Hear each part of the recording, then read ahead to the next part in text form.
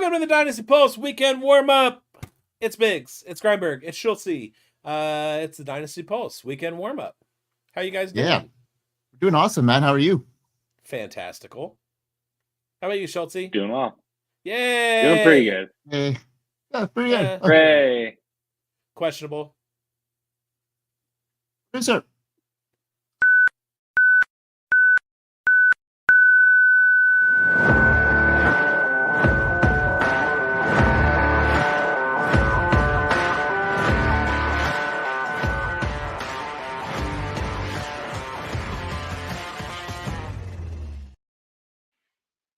Welcome to the Dynasty Pulse on the Undroppables Network on Fantasy Football Plus as well, with bigz, Grindberg, and Schultze. No guest this week, but that can change with a snap of a finger. All I have to do is snap my fingers, and we have a guest. But that's not going to happen this week. We got Dynasty stock, Dynasty stock up, Dynasty stock down. We got starts and sits. We got an intro and an outro, but let's kick it off with Grindberg with the news. Yeah, okay. Let's get this show going with the news. We've had a lot of shit happening the last 24 hours. Even this last week has been pretty crazy what has gone down. You know, we had injury apocalypse, as of we said last week. Remember, bigz? It was just crazy coming down the hill, and it still hasn't stopped. So let's kind of get into the injuries here. We had Pacheco go down. You know, what's your thoughts on this backfield there, bigz? We had I know in one of our shows earlier today, you were talking about Carson Steele here.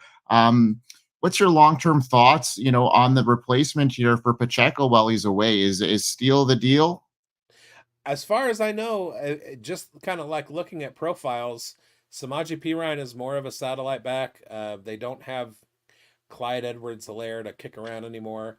Carson Steele is closer to the Isaiah Pacheco profile. So as far as we know, unless we otherwise figure something out this weekend, it's the Carson Steele show in that backfield. Yeah, I mean. And, you know, they brought in Kareem Hunt. I'm not too concerned about that. I think that, you know, after what we saw last year and the year before, he seems like he's kind of on the latter end of his career. Maybe a guy that maybe if Steele does, you know, produce more fumbles with ball security, they may look at a guy with veteran presence. But, you know, as far as where we saw Steele fold in here, I think you're right there. Now, what about Cooper Kupp here? He's in a situation here where he wasn't placed on IR. Do you think that's something that they're just holding their breath on him coming back a little bit sooner? Or is that something that you think that he's going to be missing some significant time here? Well, the short-term IR is a stint that has to be 4 weeks. So they obviously think in their brains that he can be back after 2 or 3. So I'm not shuttling off of my Kupp shares.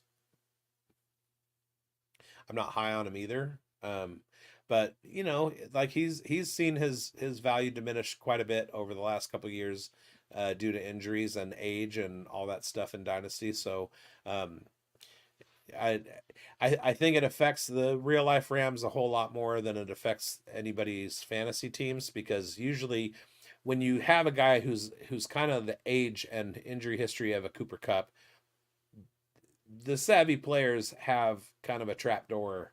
They've got somebody that they're handcuffing with. They've got somebody who's another guy that's in mind. Maybe they drafted somebody ahead of Cooper Kupp, or they, you know, drafted somebody a couple rounds behind that they knew could step right in if they needed it. I don't think anybody who is a Cooper Kupp owner is like freaking out right now because they just lost Kupp.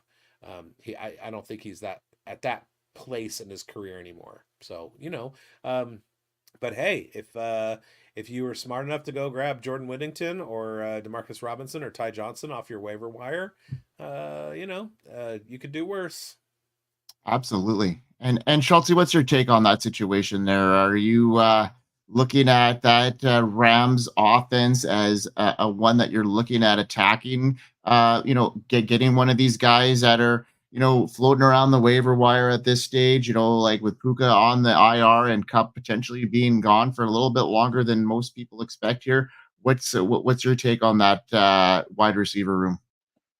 Only if I'm desperate, man. I mean, Matt Stafford hasn't looked like super great this year, and I just, yeah, without the two guys, the two main dudes there, I'm a little worried about the production of the other, the next three guys, Tyler Johnson, Demarcus Robinson, and then Whittington. I just don't see any one of those dudes stepping up and actually filling in numbers like you're going to want. One of them might pop a week or two here or there, but yeah, I'm not adding any of them expecting much. I'm doing it because I need to.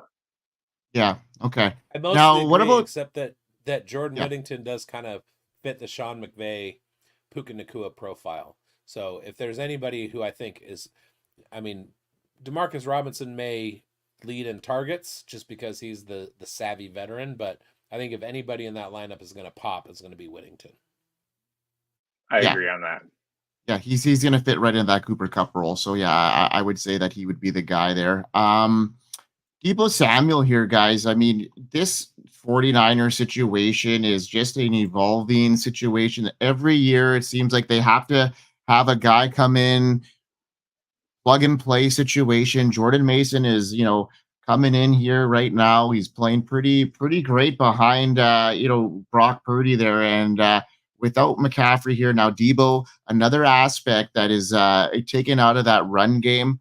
Jordan Mason has got to be looking really solid in this next stretch of games. But as far as the replacement for Debo here, do you think it's a Ayuk week or I have him as a start of the week for me, and we'll get into that a little bit later. But I think it's a Ayuk week. But what about some secondary guys? I know that Pearsall is on the IR. Well, he's not on the IR; he's banged up. But Cowing, I know that you're pretty high on Jacob Cowing. Biggs, tell me a little bit about him and what you might see from that 49er offense if he has that opportunity. He's a little guy. He's Yeah, a very tiny human, but he's got incredible slot route ability.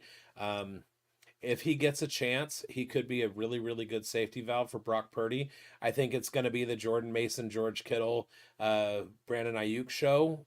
And the thing about that 49ers offense is that it's not player dependent, it's scheme dependent. So just like with Jordan Mason plug and play for CMC, you got Jordan Mason as my RB1 for the week in my weekly rankings. Brandon Ayuk definitely gets a bump with when Debo Samuel's on the field. And you know me, like we've been doing shows long enough. You've seen where I stand on Debo Samuel. I've never been a big buyer of Debo Samuel, and I don't think I own him anywhere at this point. So you have everybody has those guys that are just kind of like do not touch, and he's one of mine. So it doesn't really ever affect me when he deals with the constant injuries that he deals with. So yeah, I think Ayuk is a smash. He's the one that I would roster anyway. And then I think Jacob Cowing is a sneaky play, especially in deep leagues, because he can separate and get open, and that's essential in this 49ers offense. absolutely. Now let's move on to let's go into this one because you had a hint like a kindling when this first came about when you saw that injury happen on the field there, Biggs. That Jordan Love injury, you weren't too concerned about it being a long-term thing based off of what you saw there. Now he's looking like he might have a pretty good shot at playing this week. What's your take on this situation? Obviously, the Packers may not be in a huge rush to bring him back, considering Malik Willis didn't look horrible last week. Actually, looked pretty good. In what we thought he would come in looking like. You know what I mean? He didn't look as bad as what most people thought. So Jordan Love, is he going to be playing this week? And if he does, what are we expecting out of the pass catchers there? Are they back to, the status where they were ahead of the game, or is that what's your thoughts? That's kind of a two-edged thing. Yeah, they're back, but Jaden Reed is questionable. He's banged Yeah, up, yeah, and yeah. the Tennessee pass defense is pretty good. They're like fourth or fifth ranked against in allowing passing yards. So I mean, if it's Malik, it's sit all Packers wide receivers. If it's Jordan Love, then I feel like you go with Reed, go with Watson, I Dontavian Wicks, Romeo Doubs. I think they're kind of equal. But yeah, Jordan Love, I was not scared at all that he was going to miss a whole lot of time. In fact, on our FSAN injury show with Marcus Gailey, I'm pretty sure I said he was going to miss 1 full week and then come back. He's missed 1 full week, and it looks like he's had 2 practices so far this week, and he's gonna be playing. Yeah, well, there you go. So yeah, I like that situation. Obviously, fantasy managers who, are highly invested in Jordan Love are excited to get him back, and yeah, it'll be good. Even though this week may not be the week to start him if he does play, but yeah, it's definitely some good news on that front. Now, not so good news is the Tua Tagovailoa situation where, he's faced, his 3rd concussion and in 24 months. Not a great situation to think about it. Now, Skylar Thompson coming in, more of a game manager. Not sure this is very good news for any of these pass catchers in that you have to probably bump them down a tier or 2 here, right, guys? Yeah, absolutely. Easily. Yeah. So where are we ranking like Tyreek this week? Are we headed in like, is he still a top 12 wide receiver? You guys got him outside of your top 12 this week? Well, let me check. There you go.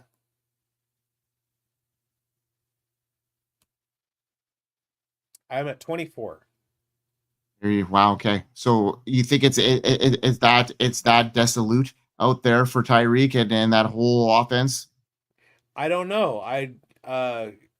There's not enough of a book on Skylar Thompson to make an educated guess. So you kind of have to think that going up against Seattle's pass defense, they're going to have somebody on Tyreek who's very good. Reek is there. Seattle has a pretty good pass defense. I don't think that Skylar Thompson is going to have a huge day, which means that Tyreek Hill won't have a huge day. The efficiency of Devon Achane may be enough, but you saw what Tyreek did last week, which wasn't much. So judging by last week, 24 for Tyreek is pretty generous.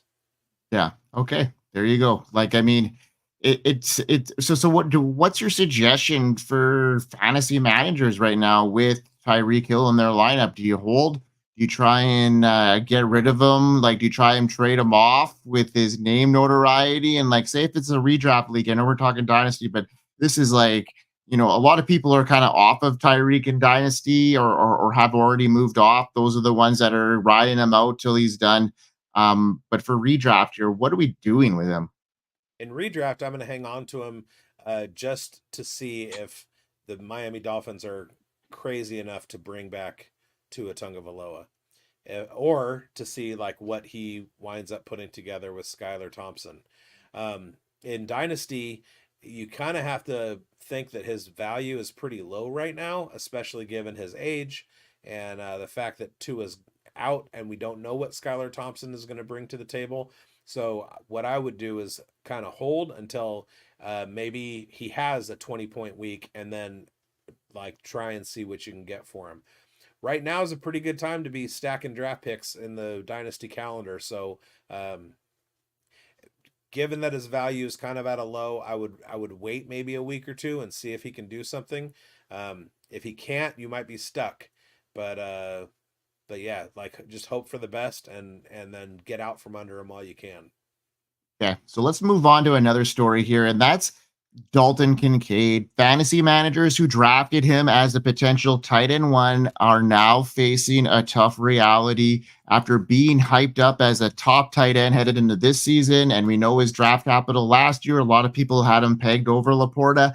And his usage so far has been underwhelming, despite some early optimism when he returned from a concussion evaluation. His role in the offense has been seriously limited. In week 2, Kincaid only played 19 snaps compared to Dawson Knox 24, and he was on the field for just 15 passing plays. This limited involvement is a major red flag. So, guys, what are your thoughts on Kincaid's overall dynasty outlook now? Are you panicking on him? Are you worried about a situation? He had a decent target share last week, so he's on the field when they're looking for him, but hasn't turned into fantasy points yet. So I'll start with you, bigz, and then Schultz will move on to you about what your guys' situation is, what your thoughts on Kincaid and his value right now, because I'm scrambling right now, especially with the emergence of Brock Bowers. I'm really liking what I see in him. I feel like Kincaid is still top 10. You kind of have to look at it in terms of like overall value or overall talent level. So looking at the guys outside of the top 10, you got Dalton Schultz, Isaiah Likely, who's kind of an unknown factor at this point, Hunter Henry, who he's somewhat reliable when he's healthy. Jonnu Smith is kind of like he could do something, but now he's got Skylar Thompson. Zach Ertz, looks to have somewhat of a career resurgence, but Pat Freiermuth, Jatavian Sanders, Mike Gesicki, Colby Parkinson, Cole Kmet, Noah Fant. None of those guys is really moving the needle for me, and that's with Kincaid at number 10. Looking above in the top 9 ahead of him, I like all of those guys that are sitting there better. That's not to say that Kincaid can't finish with top 10, like higher weeks than number 10. But we're 2 weeks into the season, and at this point, it doesn't look like he's the focus of their offense. So we'll see what happens. He's definitely a hold based on talent alone. Yeah, and you got to think that can James Cook sustain his workload right now, being a small back the way he is? He's not meant to be a true workout horse back, and he's getting a lot of touches in the red zone. So maybe that changes if an injury happens. Schultz, what are your thoughts on Kincaid? I'm definitely concerned. I'm not panicked yet, but definitely concerned. The Dolphins game, Dolphins have shown you can run on them. Bills showed that they could really run on them. And I think the snap count and stuff this past week can be dismissed a little bit due to the game script. And I think you can, knock some worry away from that because of that. But yeah, there's definitely still some concerns here because he was being drafted and expected to be the leading target getter of this offense by a lot of people. And it's not even been close to that. So yes, definite real concern. I wanted to ask you, Schultz, since I have him ranked in my weekly rankings at tight end 10. He's going up against the Jacksonville Jaguars this weekend, and Jacksonville is they've given up quite a bit in the passing game, although not to tight ends. I say it's not been tight ends this year, right? But they also haven't played good tight ends. So they played Miami week 1, and Jonnu Smith. He doesn't get much work. And then last week it was Cleveland, and Njoku was out, and Jordan Akins only saw like 1 or 2 targets. So that's what I was going to ask. They're fourth at this point in fantasy points allowed to tight ends, or like ranked fourth. But all of the fantasy points in the passing game are coming. They're 26th against quarterbacks and wide receivers. Mm-hmm. So. Do we consider Kincaid as a wide receiver, and it's just been kind of a small sample size? They haven't really played against a Dalton Kincaid type, and maybe he's in for an okay game. Oh, I'm still playing him this week against the Jags. Like, the Jags linebackers have been solid this year so far, so that's definitely like part of the reason. But the talent of the tight ends they've played is also a big reason. Yeah, context is important. Yeah, it makes sense. All right, let's move on to a couple of quarterbacks that are rookies that are kind of struggling out of the gate here. Caleb Williams not finding his footing in Chicago right now to start the year. His fantasy outlook isn't looking so bright at the moment, throwing 2 interceptions against the Texans. He's yet to find the end zone in his first 2 outings. with just 267 passing yards and an accuracy rate of just 56%. Is it safe to say he's fallen short of expectations, bigz? Whose expectations? Yeah, The exactly. Not industry's or yours. mine? Yeah, exactly. Because we knew that. That's why that was a loaded question for you. I knew you were going to kind of attack it that way. So yeah, let's break it down there, man. It's safe to say that he's coming up short of expectations. I mean, he's learning. He's making strides. Apparently, there's some things as far as like getting rid of the ball that he's made improvements with and stuff. This is not the week for him to have a breakout going up against Indy's pass defense. They are pretty damn good against quarterbacks. They're pretty damn good against wide receivers, and they tend to funnel to the run game. So I'm not looking for it this week, but get Keenan healthy and get DeAndre Swift a game that requires people to start being scared of him and game planning for him. That'll kind of open up the offense for Caleb. Let him learn. In Dynasty, I see him and Jaden Daniels following kind of a 1 and 2 trajectory with I favor Daniels out of this class, and I think that they're gonna kind of like fit that curve over the course of their careers. It's not that he's not a viable quarterback. It's just, it's not anything that's immediate. It's going to be a work in progress. And, that could come 6 weeks into this season. He's talented. But he's still got a lot to learn and let the game slow down, let him work out his relationships with his wide receivers and everything. And maybe a change of offensive coordinator someday with Shane Waldron leaving. might help too. Yeah. I want to say that Caleb Williams has the lowest average target depth. Yes. Quarterbacks. Yikes. Yeah. You're right. Yeah, that's crazy. Yeah, well, another guy that hasn't looked great at all, and I think it has a lot to do with the offense around him, and that's Bo Nix. What a rough start he's had to his career. He's having a tough time adjusting to the NFL, and his performance against the Steelers highlighted his struggles. In a lackluster outing, he completed just 20 of 35 passes, 246 yards, failed to throw a single touchdown, but tossed 2 interceptions. That offense in general looks like it's having some issues here. Big, start with you, Bo Nix. What are your thoughts on his situation? Obviously, the Denver Broncos are a miss right now, but his long-term situation there, are you I know you weren't very high on Bo Nix headed into this season. Is he a sitting duck in Denver, if you will?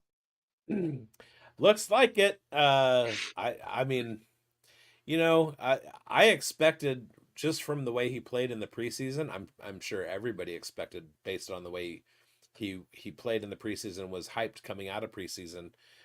They scored on every drive, whatever. I thought he was going to at least have a better start, but no touchdowns, 2 interceptions against Pittsburgh. He's not facing a great matchup this week against Tampa Bay. I mean, at a certain point, you have to kind of question his weapons. He doesn't really have a whole lot to choose from. It's a really, really bad Denver team. So if there's going to be a breakout, it's going to come way later. Bo Nix is not good. Fair. All right, guys. Let's get into our Dynasty stock up, stock down segment, where we're going to get into guys that we think, after this last week that, either rose stock in Dynasty or went down. So, Schulte, let's start with you with your stock up.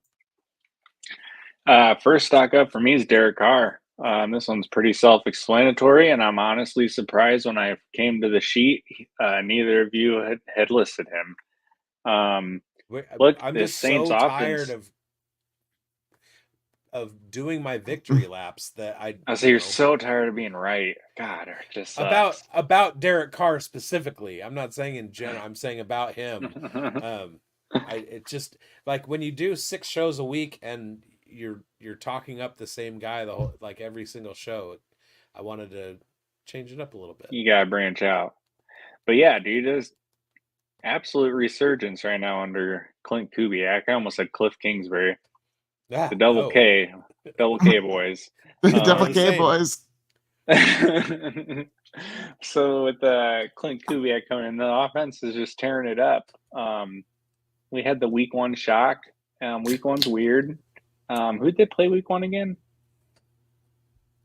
Carolina. Oh yeah, and so it was like it's the Panthers, okay, and I'm like, let's see. But And he then only they had followed it 200 right back. yards.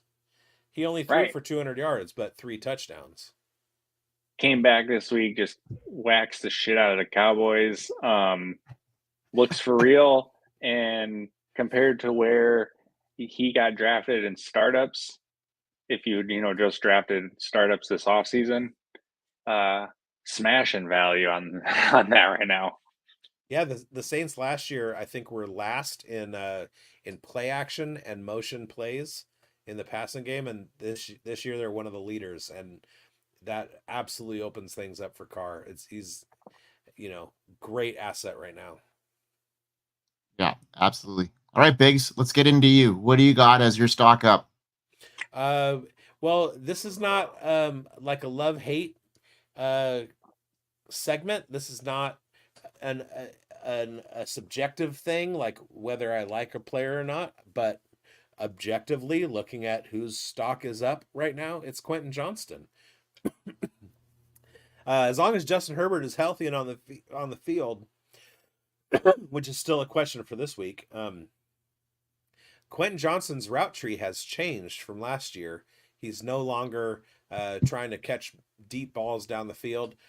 Something that Greg Roman has done is bring Quentin Johnston back towards the quarterback so that he doesn't have to track the ball. It's just right there for him, and he's making the plays to the point where last week he had a better game than good old Lad McConkey, much to my chagrin. But you have to think that he's only in his second year, and if you can find an offensive coordinator like Greg Roman to unlock a guy like Quentin Johnston, his stock is definitely up. Yeah, I mean they invested first round draft capital on him, so they're obviously not going to give up on him after one season. And yeah, I guess Jim Harbaugh is the way that he's going to make something out of it. So good on Quentin Johnston, and hopefully he can keep it up because there's a lot of people that dumped his stock and got some value here now. So all right, Mike, my stock. This stock up and stock down segment, that was a pretty good idea. Your stock is up in my book. Who do you got? Thanks. I appreciate you, man. You're welcome. My stock up is Jaxon Smith-Njigba after quickly establishing himself last week as a must-have asset in fantasy football and in Dynasty. He had a great week 2 where he set a career high in targets, 16 targets. What a game he had. I love the connection he has been building with Geno Smith. And another key factor is them bringing in Ryan Grubb, and it's making it clear he's been integrated JSN. I don't think he's going to see 16 targets every game, especially when Kenneth Walker does come back. But this is a very, very optimistic view here. We know that JSN started last year slow.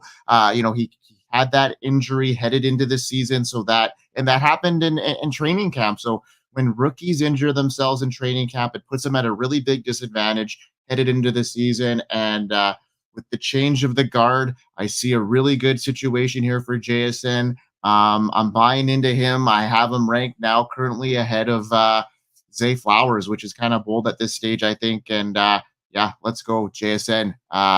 Year 2 breakout here. Wait a minute. Are you talking about White Sox minor league outfielder Jaxon Smith-Njigba's brother? Yeah, absolutely. Oh, okay. All right. Way to make your own name for yourself. That's right. Yeah. All right, stock down, Schultze. Who do you got? Okay, for me, sorry, Biggs, it's Zamir White. Oh no. I was very high on him, and it was because of volume. Volume is king with running backs, and with Antonio Pierce at the helm down the stretch last year, it was just volume, volume, volume for Zamir White. And everything Pierce talked about, how he wants to play football, is just like screaming, I'm going to give this dude a bazillion touches and we're going to run it back. Um, he has 21 carries so far in 2 games and is averaging like 3 yards a carry right around there. He's I think he got out snapped week 1 by Alexander Madison. I might be wrong by that, but it was at least close. He did not. He was He did not? out-yarded, I think. Oh, okay. Regardless, Alexander Madison is making an appearance here. This is not good for Zamir White. No, I do want to point out a couple things. Number one, the offensive line is down bad right now. Jackson Powers-Johnson, who's an integral part of the plan moving forward, is coming back. He's going to make his debut this week. Cole Miller has been hurt, and they've been trying to like shuffle guys around. So at some point this season, this offensive line is going to gel. The other thing is that defenses have been pretty focused on Gardner Minshew. You saw it in the Los Angeles Chargers game. Although he was able to spread the ball around, and he's the only quarterback in the NFL so far that has 250 plus yards both weeks of this season, surprising the shit out of me, including a huge game against Baltimore. But the game script has gone, try and run the ball, get stuff, try and run the ball, get stuff, try and run the ball, get stuff, be behind. All right, let's open up the offense. And I think as this offense starts to gel, Luke Getsy learning what he's got to work with, etc., Zamir White being with his stock down right now, perfect time to buy. Yeah, I think that this situation is kind of very hazy at this stage. I think Zamir White's going to have a good game this week. I think he's poised to have a good game this week. They're in a good situation, like Big said on another show. They're in a trap game against the Panthers, and this could go ugly. But I just honestly think that this is his game, and if this week will be the telling week for Zamir White, I think I think this will be a very good indicator if Schulte's right, or if there's some hope here. So yeah, we'll see what happens. But yeah, there's his stock did go down, but I'm not giving up hope. But yeah, it definitely did plummet a bit there. All right, yeah, Biggs. I'm not giving up hope either, but I'm in the boat of people who drafted him, decently high. So like we're down bad right now. Yes. Yeah, RB2s, like he's definitely a guy that you were thinking, especially when you were punting running back. You're really hoping that he would be a guy that would hit. Absolutely. All right. Stock down, Biggs. Who's your my stock down is it's pretty broad. It's old veteran running backs. Pretty broad? Joe Mixon is struggling. We've got Aaron Jones at RB19, Derek Henry's at RB20. When has Derek Henry had weeks of RB31 and RB14 consecutively? When you start getting out of the top 24 running backs, you start looking at Ezekiel Elliott, Zach Moss, Alexander Madison, Devin Singletary, Josh Jacobs is right at RB24. Jonathan Taylor's at RB23. Antonio Gibson's in the 40s. So is Chuba. Gus Edwards at 47. It's not a good time right now for old veteran running backs. Yeah, and it's fair. So in general, you're going stock down on the veterans, and it makes sense. But you got a couple of guys here that. What's your thought on Alvin Kamara moving forward? Are you a guy that's going to be selling him then, Biggs? Are you, especially after the way he stormed the gate here, are you thinking he's going to continue this complete tear that he's on? It depends on your build.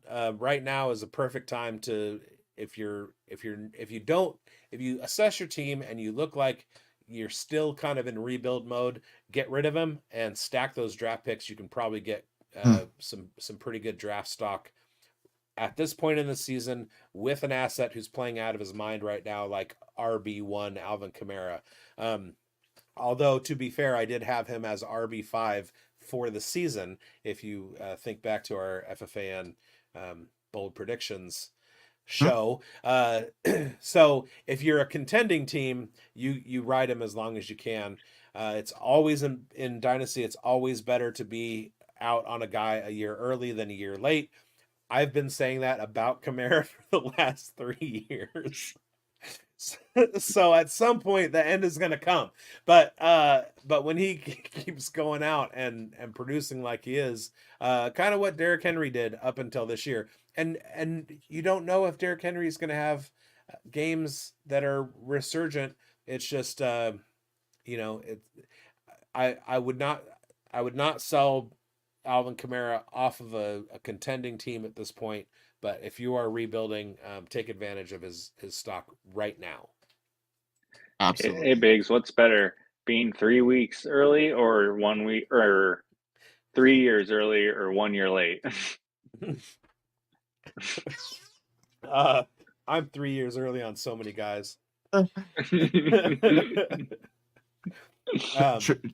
It's better to be out three years a year late. All right. I'm gonna get to mine, and it's gonna be a 2-word, self-explanatory. So this is a cop out. Bryce Young. All right, and Okay, that's gonna moving do on. it for the stock up and stock down segment. All right, so yeah, totally. Let's get into some starts and sits. Sounds good. All right, who wants to start it off? Me, because I'm first Right. on the sheet.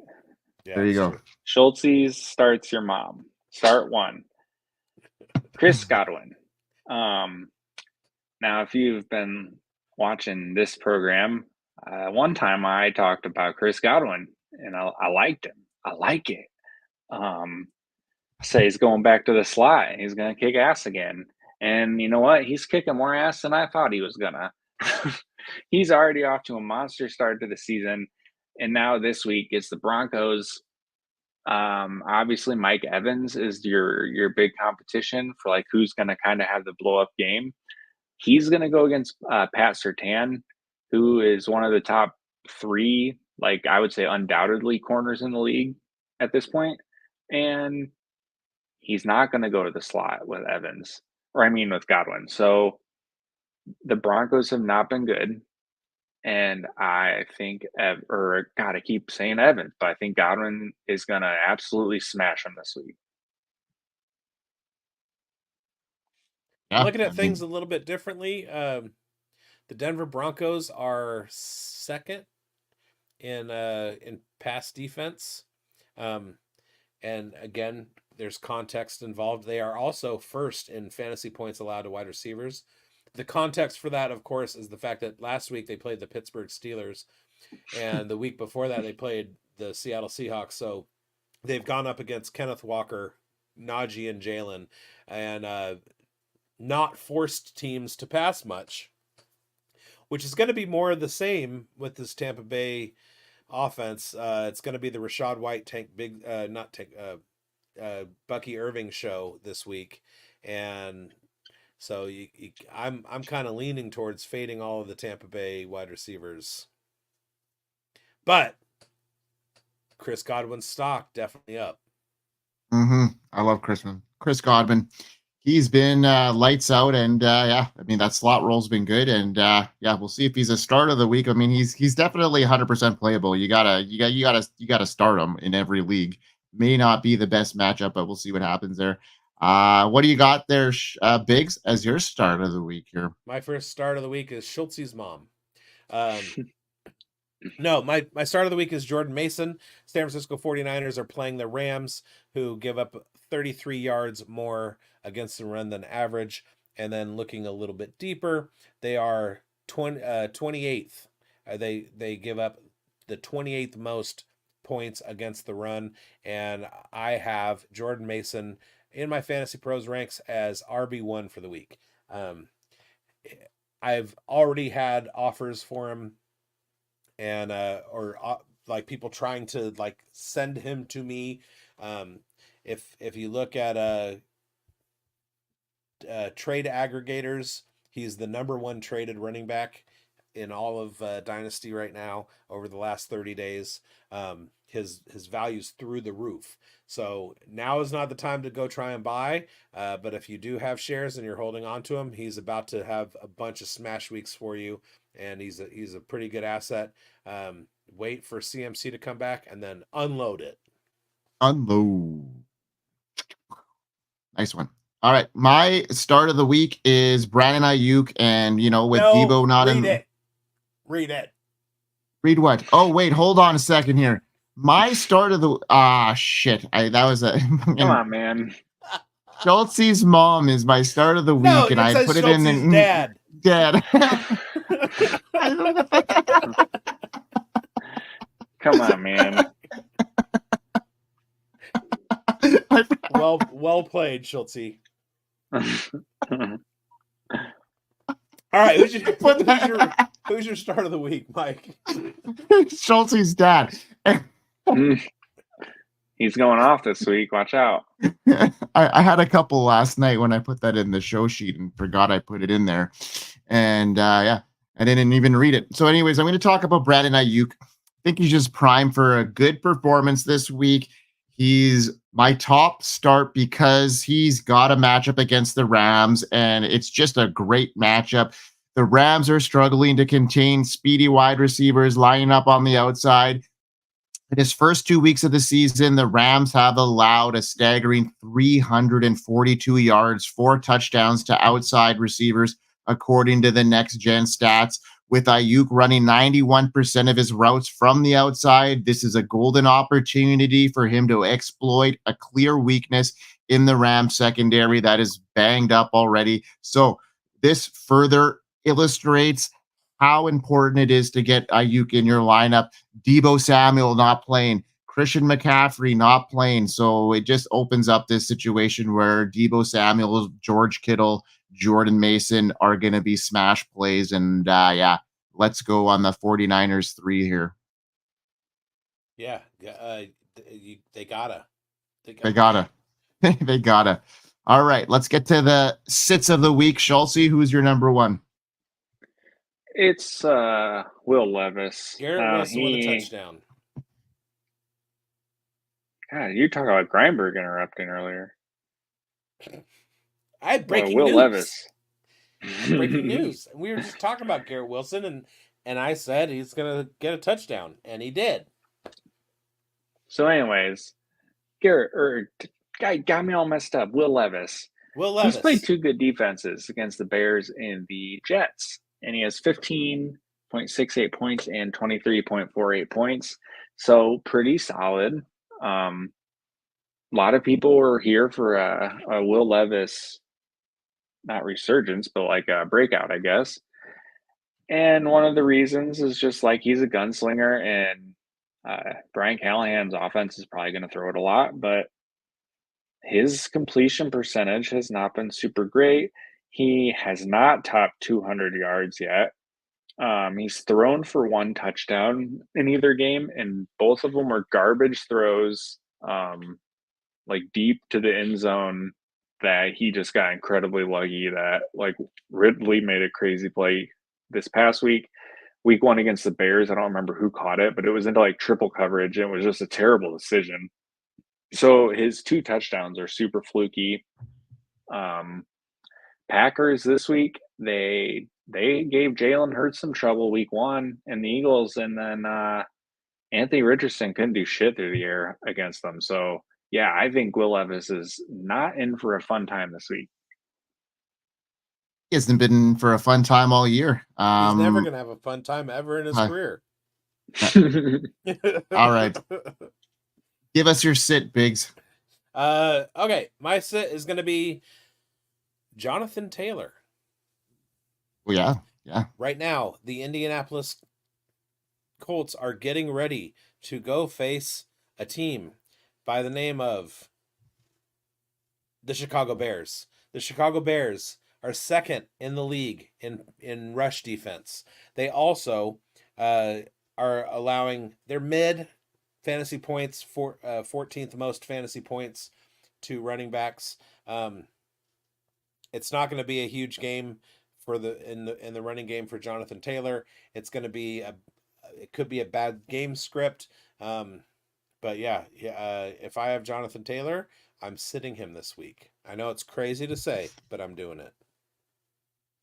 Bold, bold, bold. And that's what's going to get him into the top 10 this week in the Fantasy Pros Pro Rankers, because he's put in a bold place like that. And that's how you get up there, right, Biggs? He's going to put up a big showing. Okay. No, he won't. All right. I'm going to tell you a guy that's not going to put up a big showing at the running back position. Hey, Mike, who's your sit? It's Javonte Williams. I just really hate the way the Broncos have looked.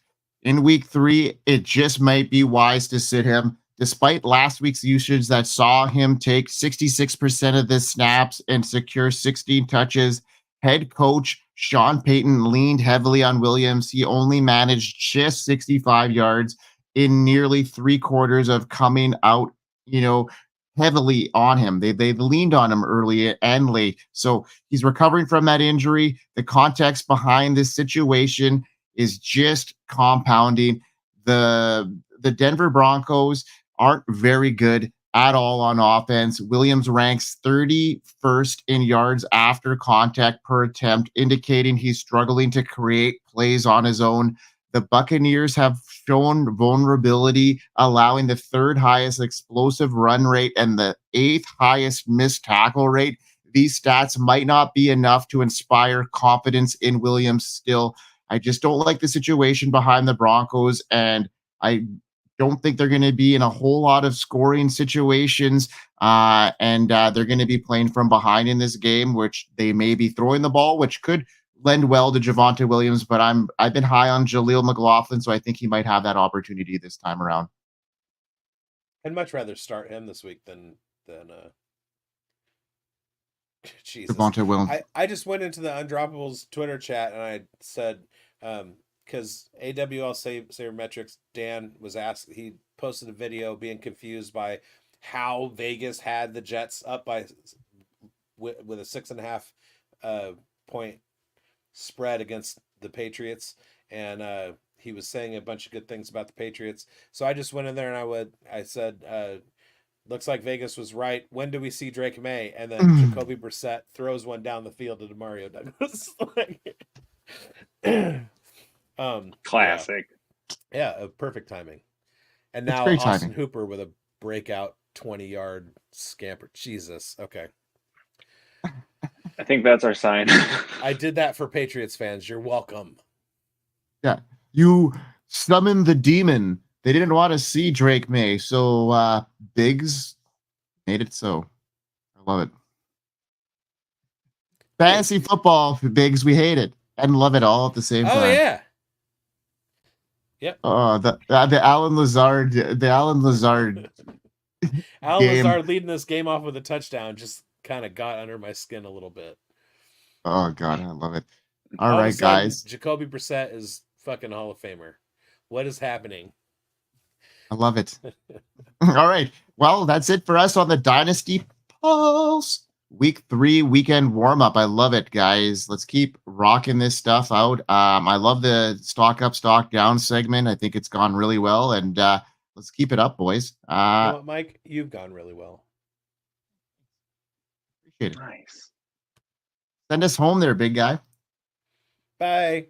Okay. Thanks for watching, everybody. Like, subscribe, share. Whether you're on Fantasy Football Plus or Twitter or not, Undroppables.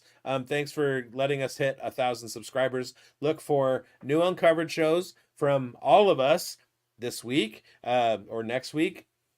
Plus, we're onboarding a Chargers guy. So hit the bell so you get notified whenever there's new episodes. Follow me on Twitter at BigBonedFFB. Grindberg, it's down there at FFCanuck99, and Schultze is SCHU1TZY. And have a great weekend, you guys. Enjoy your games, and we hope you win. Hope you win. Peace. Hope you win.